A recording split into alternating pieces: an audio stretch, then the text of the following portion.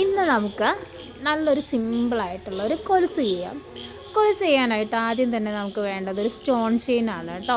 അപ്പോൾ ആദ്യം നമ്മൾ അളവിനനുസരിച്ച് സ്റ്റോൺ ചെയിനെ കട്ട് ചെയ്ത് കൊടുക്കുക. അടുത്തതായിട്ട് നമുക്ക് വേണ്ടത് ഒരു ഗിയർ വയറാണ് കേട്ടോ.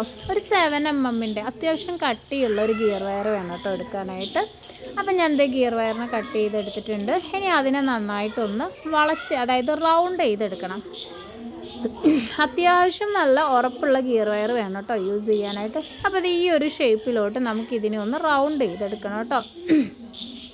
അപ്പോൾ അതേ ഞാൻ അതിനെ നന്നായിട്ടൊന്ന് ഒരു എന്താ പറയുക ജംപറിങ് പോലെ ഒന്ന് റൗണ്ട് ചെയ്തെടുത്തിട്ടുണ്ട്, കണ്ടില്ലേ.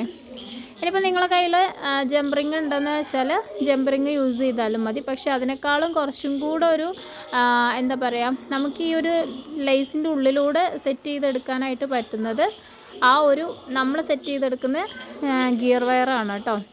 അപ്പോൾ ഇതേ ആദ്യം തന്നെ ജംപറിങ്ങിനെ ഇതുപോലെ ഒന്ന് ലോക്ക് ചെയ്ത് കൊടുക്കുന്നുണ്ട്, കണ്ടില്ലേ. സോറി, ജംപറിങ് അല്ല, ഗിയർ വയറിനെ. എന്നിട്ട് ഞാനൊരു കുഞ്ഞു ജംപറിങ് എടുത്തിട്ടുണ്ട്, കണ്ടില്ലേ. ഇനി നമുക്ക് അതിനെ എന്ത് ചെയ്ത് കൊടുക്കണം, അതിൻ്റെ എൻഡ് പോർഷനിൽ ഇതുപോലെ ഒന്ന് ഓപ്പോസിറ്റ് സൈഡ് ഇട്ട് കൊടുത്തിട്ടുണ്ട്. ഇനി എന്താ ഇതുപോലെ ഒന്ന് പ്രസ് ചെയ്ത് കൊടുക്കണം, കണ്ടോ.